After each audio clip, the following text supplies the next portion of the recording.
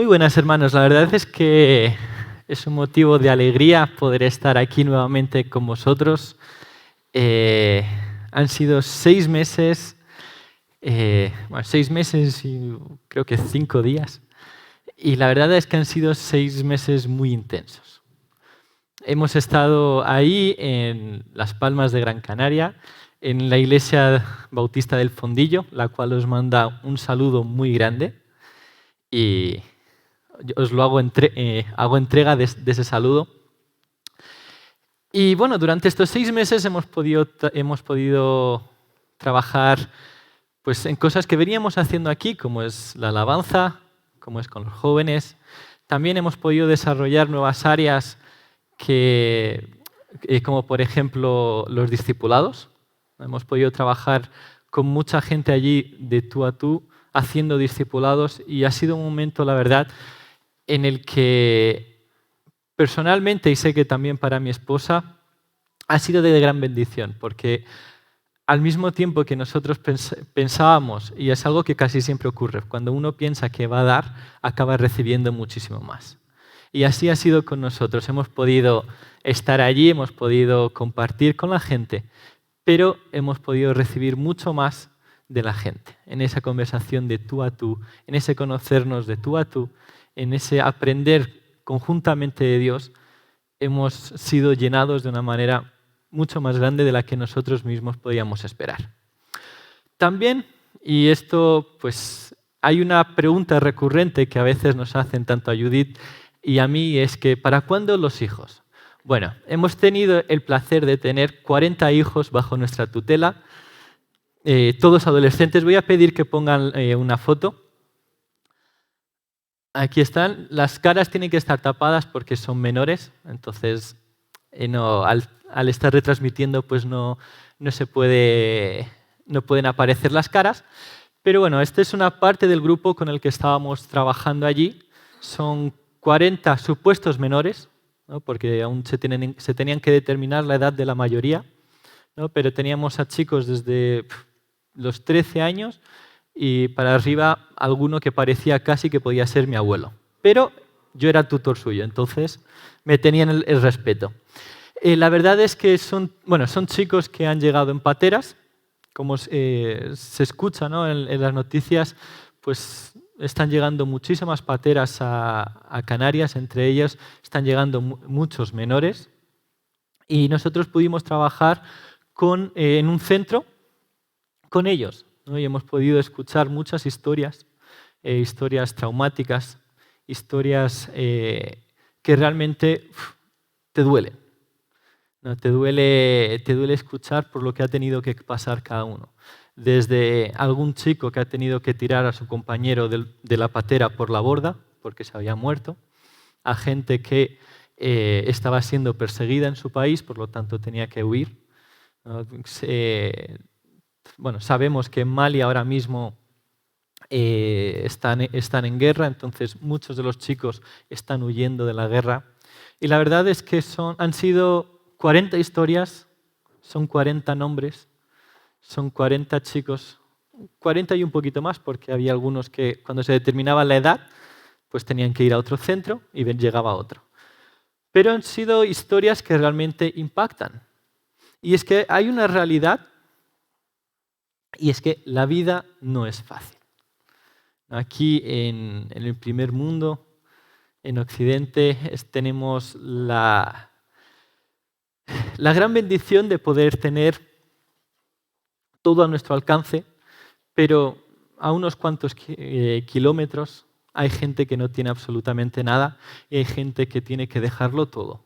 Y su decisión es: me echo a la mar porque no hay nadie que me va a echar de menos si muero, y si llego es porque Dios lo ha querido. Y son decisiones duras, la verdad.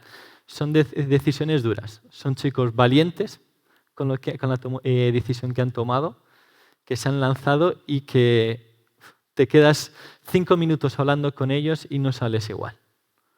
No sales igual, no valoras lo que tienes de la misma manera. Y bueno, ya durante estos 6 meses, gracias, si queréis podéis quitar, muchas gracias.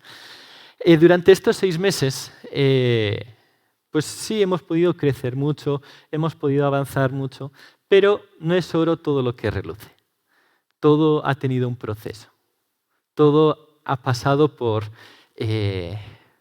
por distintos momentos, ¿no? Y durante estos 6 meses, específicamente justamente la semana que coincidía con nuestra Semana Santa, Dios me llevaba a leer pues, todo ese episodio, ¿no?, de la Pasión de Cristo.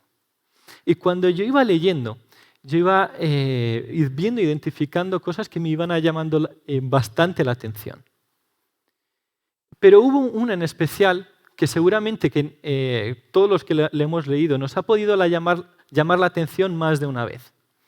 Y me gustaría compartir esto con ustedes. Por lo tanto, voy a leer en los 4 evangelios un suceso similar.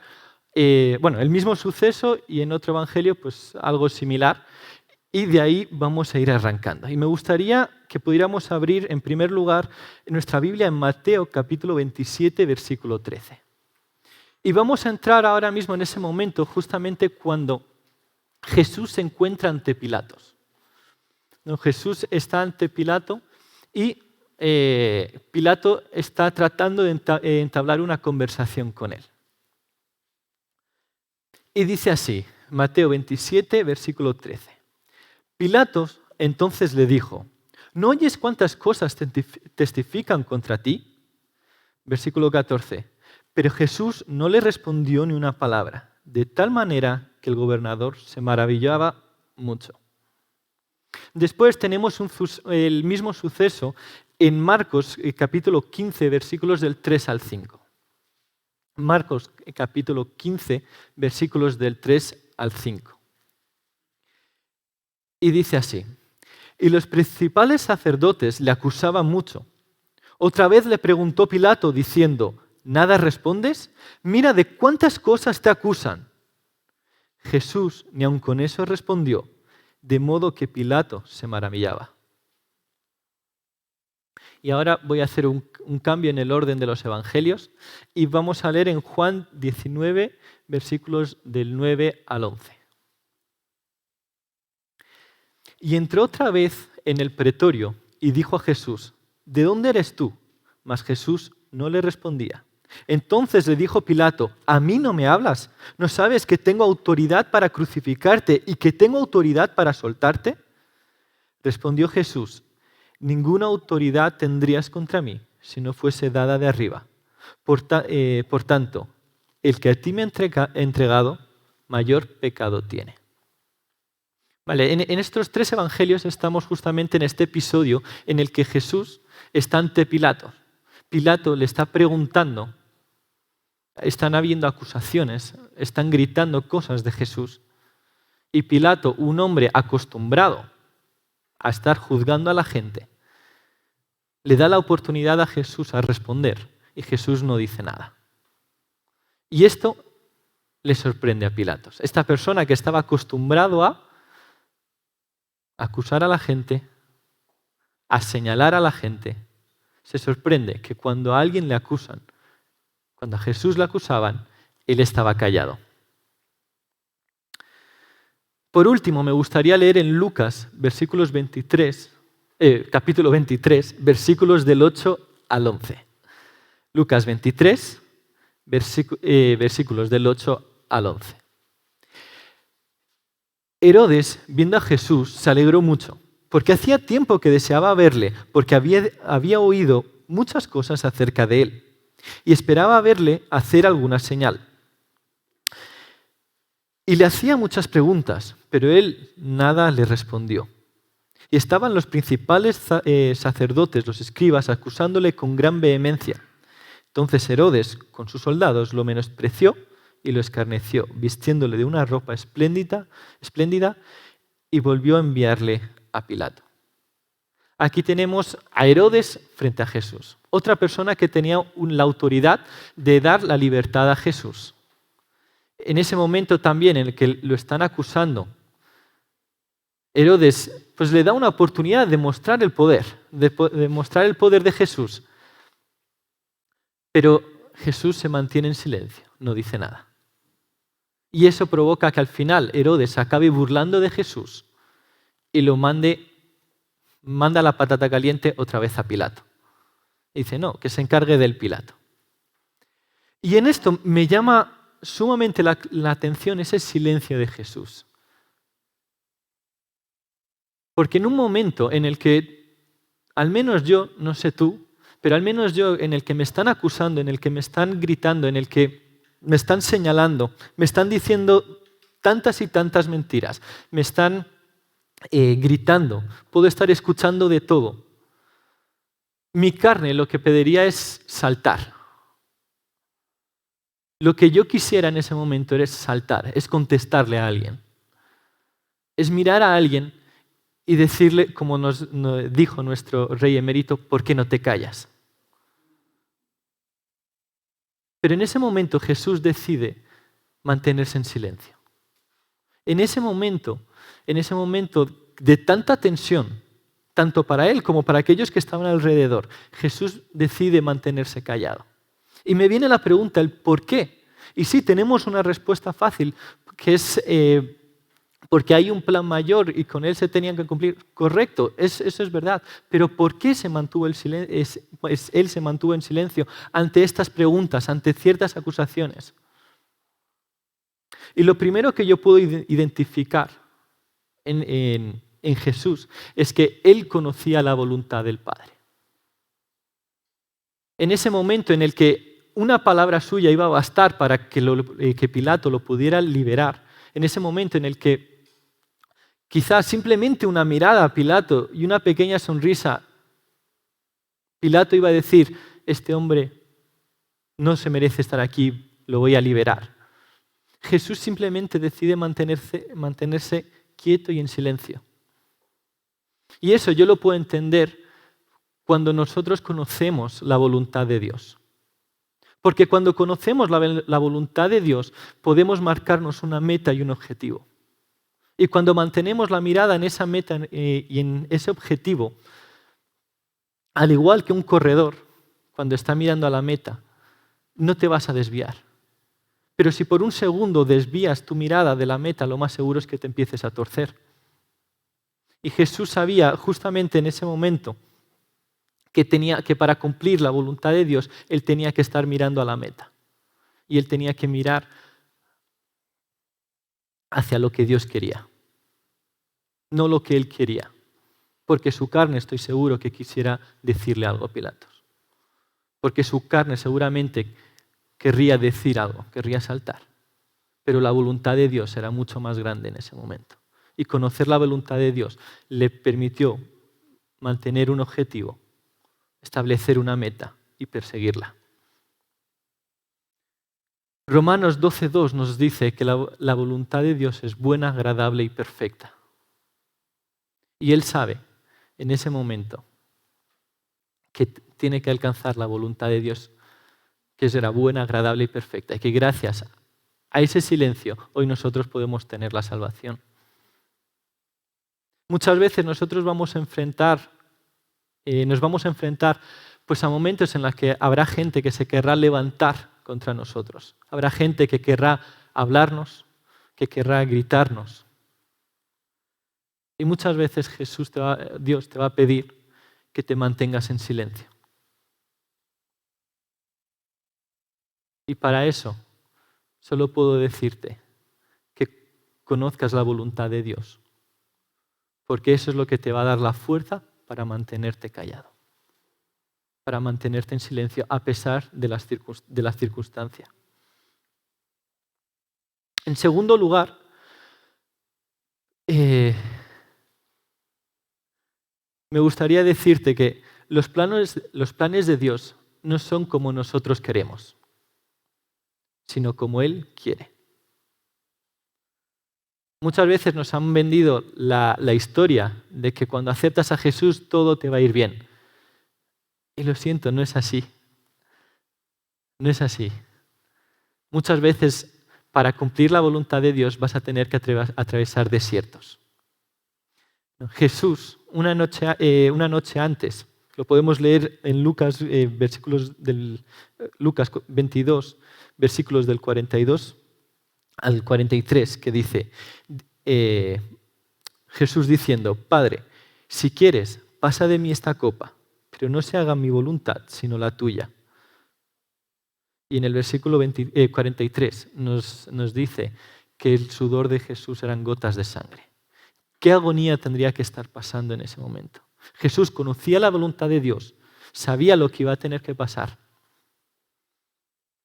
Iba a tener que cruzar un desierto en el que tú y yo, gracias a Él, nunca vamos a tener que pasar por ahí. Pero tal era la agonía de Jesús que le estaba sudando gotas de sangre. Y a pesar de eso, en ese momento, ante Pilatos, él se mantuvo en silencio. Cuando estamos en la voluntad de Dios, pues vendrán grandes batallas, vendrán gigantes fuertes. Parece que estás en el medio del huracán.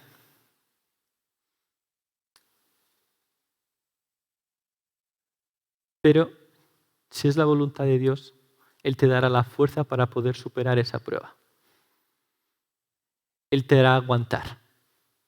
Él te dará la capacidad para mantenerte en silencio. Él te dará la capacidad de mirar más allá de tu propia voluntad. Y sí, muchas veces podremos decir, hasta aquí, Señor. Pero si es su voluntad, Él te dará la fuerza para seguir. Es difícil, es complicado, es complejo. Porque cuando uno está en el medio del desierto, no ve salida. Pero Dios es el que te sustenta, el que te guarda. Y en ese momento que estés en el desierto, puedes estar por seguro que no estarás solo. Porque al igual que en ese momento de agonía de Jesús sangrando, Dios envía un ángel para que le dé ánimos, le dé fuerzas. Y estoy seguro que a ti también lo hará. Estoy seguro que a mí también lo ha hecho y lo seguirá haciendo.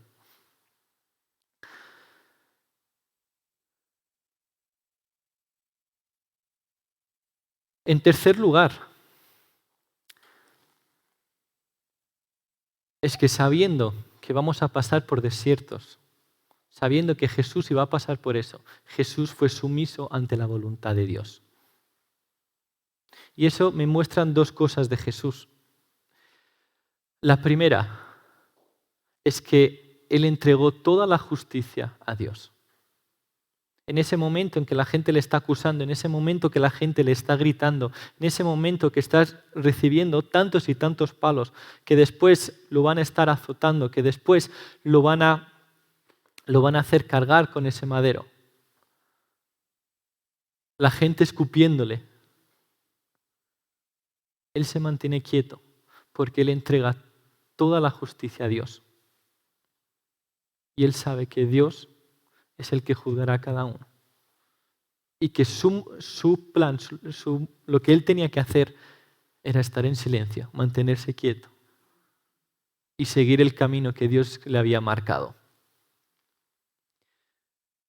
Pero también esto me enseña la confianza de Jesús en Dios. Y es que Él sabe que ese plan, por muy duro que pudiera parecer, iba a tener un resultado muchísimo más grande. El Salmo 27 justamente empieza con el rey diciendo, el rey David diciendo, el Señor es mi luz y mi salvación, ¿de quién temeré?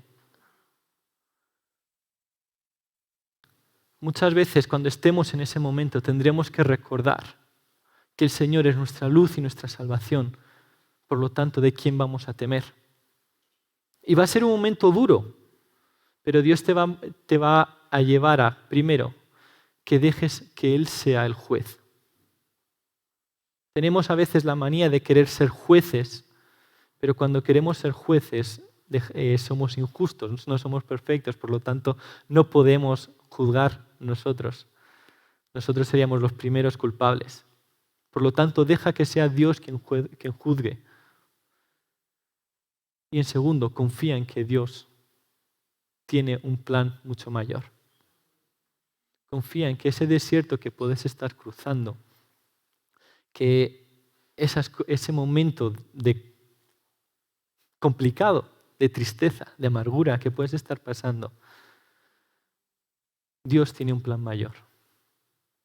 Y a veces sí, y tengo que decirlo, a veces el resultado de ese plan no lo vas a ver, pero un día podrás disfrutar de él y lo podrás entender. Jesús conocía el final, tenía puesta su mirada en la meta. Pasó, y él sabía, porque él sabía que a través de eso no solo él iba a resucitar, sino que nos iba a dar la oportunidad a todos y cada uno de nosotros de poder tener acceso al Padre, de poder tener un acceso libre al Padre.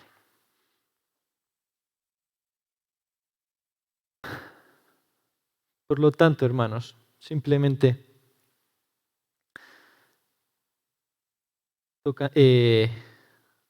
modo de conclusión. Quisiera deciros que podáis conocer la voluntad de Dios para vuestra vida. Puedas pasar un tiempo de intimidad con Él, un tiempo a solas con Él.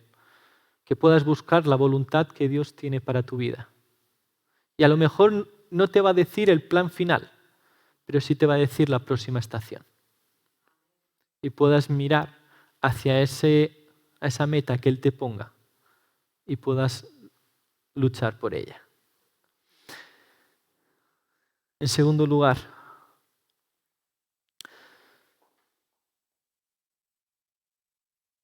a pesar de que nuestros planes queremos que siempre sean los mejores, deja a un lado a tus planes y céntrate en los planes de Dios. O mejor, alinea tus planes a los planes de Dios. Y aunque haya desiertos en ese caminar, ten por seguro que Dios está contigo, que Dios no te va a dejar solo. Puedes confiar que Él está ahí, que Él es tu luz, que Él es tu salvación y no tienes a nadie a quien temer, a pesar de los gritos que puedas escuchar a tu alrededor.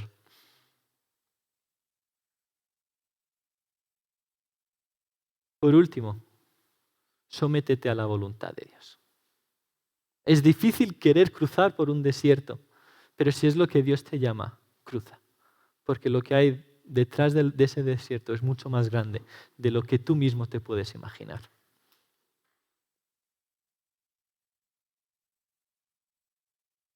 Y por último, me gustaría simplemente decirte que si estás en uno de estos desiertos, si vas a cruzar uno de estos desiertos, no permitas que nadie te quite el gozo que tienes en Dios.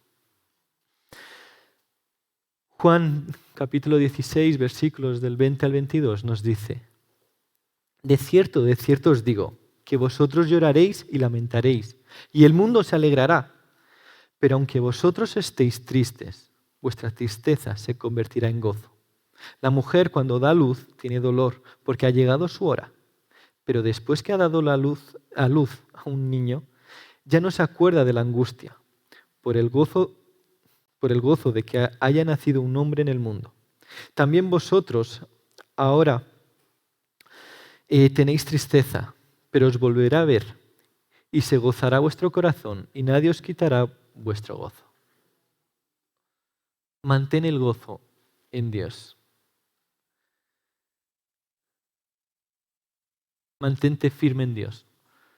Porque por muy duro que pueda ser el desierto que estás cruzando hoy, Él ya ha vencido al mundo y Él dará victoria. Y simplemente me gustaría terminar orando por esto, que el Señor nos dé fuerzas y que podamos marcar nuestros objetivos, confiar en Él, ser sumisos ante su voluntad y que nunca podamos perder el gozo que tenemos en Él. Señor Dios, te doy gracias, Señor, por este día, te doy gracias de poder estar aquí, Señor, en la iglesia de Tres Cantos. Gracias, Señor, porque tú eres un Dios bueno. Y muchas veces no entendemos lo que podemos estar pasando, no entendemos este momento de tribulación. Pero Señor, sabemos que tu voluntad es buena, agradable y perfecta. Por lo tanto, Señor, me gustaría pedirte que puedas darnos fuerzas a cada uno. Señor, que podamos ver la meta que tú tienes para nosotros. Ese objetivo, Señor, que tú quieres que nosotros alcancemos. Señor, que a pesar de las dificultades, aprendamos a confiar cada día más en ti. Que dejemos nuestro papel de jueces, que dejemos nuestra voluntad de hablar y de contestar a un lado, dejándote a ti ser juez y aprendiendo a confiar más en ti. También, Señor, que podamos someternos a tu voluntad. Señor, que no querramos hacer las cosas por nuestro riesgo y cuenta, sino que en todo momento podamos estar sometidos ante tu voluntad. Y Señor, por último, Señor, que a pesar de poder estar pasando momentos complicados, momentos duros, momentos en los que nuestro corazón está llorando, no perdamos el gozo que tenemos en ti. Sabemos que tú nos darás victoria. Sabemos que tú has vencido al mundo. Señor, y confiamos que tu voluntad, declaro, Señor, que tu voluntad en mi vida es soberana, es buena, es agradable, es perfecta. Señor, y ayúdame cada día a poder seguir caminando tus pasos. Que cada día pueda seguirte a ti y no ni a lo que el mundo dice ni a lo que mi mente o mi corazón quieran engañarme, sino tener claro siempre lo que tú quieres. En tu nombre, amén.